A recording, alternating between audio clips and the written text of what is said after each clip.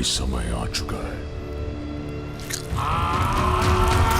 ये वाली मूवी तो हिट हो गई, लेकिन इसके बाद आगे क्या होने वाला है उसके बारे में हमें कुछ भी नहीं पता है। तो चलो इसके बारे में थोड़े बात कर लेते हैं। तो पहले ये जान लेते हैं कि यास्किन आखिर है कौन। और ये तो तैयार है कि अब मैं कल्कि को मार दूंगा, कल्कि से ये कर दूंगा, वो कर दूंगा, सब कुछ कर देगा। इसकी मल्टीपल थ्योरीज है कि ये कौन है, लेकिन सबसे ज्यादा प्रोमिनेंट तो दो ही थ्योरीज हैं जो पॉसिबल भी हो सकती हैं। पहली थ्योरी तो ये हो सकती है कि ये कली खुद है, और दूसरी थ्योरी ये हो सकती है कि ये पॉन्ड्रक जैसा कुछ है, जिसके बारे में आगे बात करता हूँ। लेकिन उससे पहले ये जानना पड़ेगा कि कली आखिर है कौन, क्योंकि पहली और दूसरी थ्योरी दोनों एक दूसरे से जुड़ी हुई है। समझने के लिए सबसे पहले यही जानना पड़ेगा कि कली आखिर था कौन, और वो इतना पावरफुल कैसे बन रहा है कि कल्कि को मार सके, कल्कि से झगड़ सके, कुछ कर सके। तो क्षीर सागर के मंथन के समय द सी ऑफ मिल्क, उसके अंदर से बहुत सारी चीजें निकली थी। उसमें से एक था कालकूट, या फिर हलाहल भी उसे बुलाते हैं अच्छे से, जिसे महादेव ने अपने गले में धारण कर लिया। लेकिन उसके बावजूद उसमें से कुछ बूंदें जमीन पे गिर गई थी, जो सीधे जाके गिरी कली के ऊपर, और कली की फिजिकल बॉडी वहीं खत्म हो गई। अब क्योंकि ये कालकूट विष है, ये आत्मा तक को खत्म कर सकता है, तो धीरे धीरे उसकी आत्मा भी डिके हो रही थी। लेकिन उसी दौरान जब अमृत कलश के निकलते निकलते उस कुछ बूंदें छलक गई, और 4 बूंदें जहाँ गिरी उन जगहों का नाम है हरिद्वार,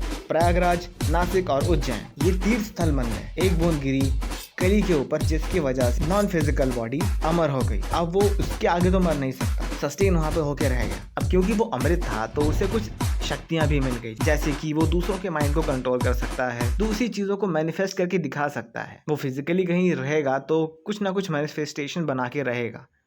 जैसे राजा परीक्षित को दिखा था कि एक बैल है जिसके पैर नहीं है, सूखा पेड़ है, और एक आदमी जो बैल को मार रहा है। एक सिनेरियो है जो कली ने बनाया था ताकि वो वहां रह सके, इसके बिना वो नहीं रह सकता। साथ ही वो केवल इंसानों के दिमाग नहीं मैनिपुलेट कर सकता, वो सारे इंसानों के दिमाग मैनिपुलेट कर सकता है एक बार में। मतलब डायरेक्ट है कि he can control any human possible, चाहे वो कितना भी होशियार हो, चाहे वो कितना भी चतुर हो, वो कंट्रोल कर सकता है। लेकिन इस चीज की कंप्लीट प्रोसेस है, ऐसा नहीं है कि ये और कनेक्ट कर लिया इसने, ऐसा नहीं होता। ये ब्लूटूथ जैसा नहीं है, इसकी कंप्लीट प्रोसेस है। ये धीरे धीरे करप्ट करना शुरू करेगा, एक बार कंप्लीट करप्शन पे आ जाए। और इसकी कंप्लीट करप्शन से निकलने का कोई तरीका नहीं है। अगर इसने कंप्लीटली करप्ट कर दिया तो मरना ही एक तरीका है जिससे बाहर जा सकते हो इसी करप्शन से। और इसके पास कोई फिजिकल बॉडी नहीं थी, तो इसने यास्किन वाली बॉडी को मैनिफेस्ट किया है ताकि ये कंट्रोल कर सके सबके ऊपर। और ये बना है the supreme Yaskin, the one who is worshipped by everyone in this modern world. और क्योंकि एक कहानी तो ये भी है कि कली एक्चुअल में ब्रह्मा जी का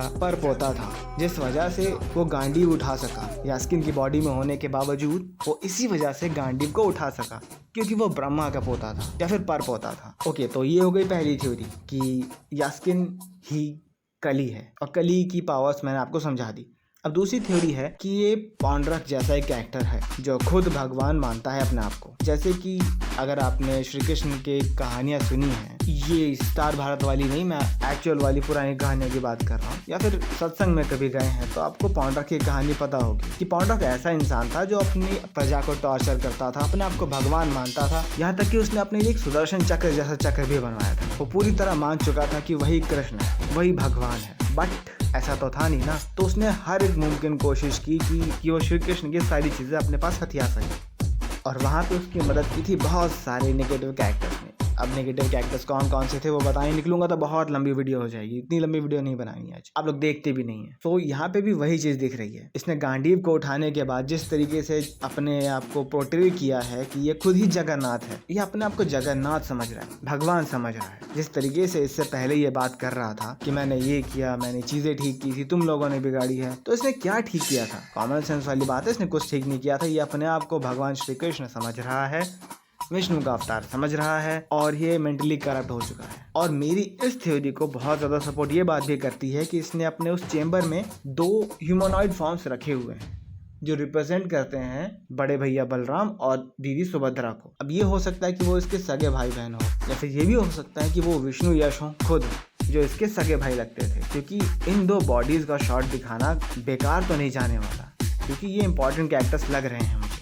इसकी भी कुछ बैक स्टोरी होगी अगली मूवी में, शायद हमें देखने को मिले। और अगर यहाँ तक आप लोग आ गए हैं ना, तो सब्सक्राइब करना तो मत भूलिएगा, क्योंकि सब्सक्राइब करेंगे तभी थोड़ा अच्छा लगेगा मुझे। तो बोलने में अच्छा ही नहीं लगता, बस कर दिया करो यार। काउंसलर बानी है, उसके बारे में भी मुझे एक चीज़ पता चल रही है कि एक्चुअल में वही होस्ट हो सकता है कल्कि का, क्योंकि उसकी उंगलियां शो करती हैं डिकेइंग सोल। क्योंकि मोस्टली जब शरीर में ब्लड फ्लो कम होता है तो बॉडी पार्ट्स काले पड़ने लगते हैं, नीले नहीं पड़ते, काले पड़ने लगते। उसकी उंगलियां एक्चुअल में काली हो रखी हैं, उसके बावजूद वो इतनी सारी चीज़ें जानता है। कैसे जानता है? करंट टाइम में तो लोग इतनी चीज़ें नहीं जानते, मतलब आज के करंट टाइम की बात नहीं कर रहा हूँ, 2898 ED की बात कर रहा हूँ। उस टाइम पे लोग इतनी चीज़ें नहीं जानते जितनी वो जानता है। तो प्रोबेबिलिटी तो ये है कि एक्चुअल में काउंसलर बानी ही कली का करंट होस्ट है। कली एक बॉडी बनाना चाहता है जिसे वो बाद में टेक ओवर कर सके, अपना होस्ट बना सके, ताकि वो बॉडी पूरी तरीके से सुप्रीम फॉर्म में हो। उसने एक इंसान को करप्ट किया, उसकी बुद्धि भ्रष्ट की, उसके बाद उसके साथ ऐसी तैसी कर दी। और वो सिर्फ कुछ और नहीं,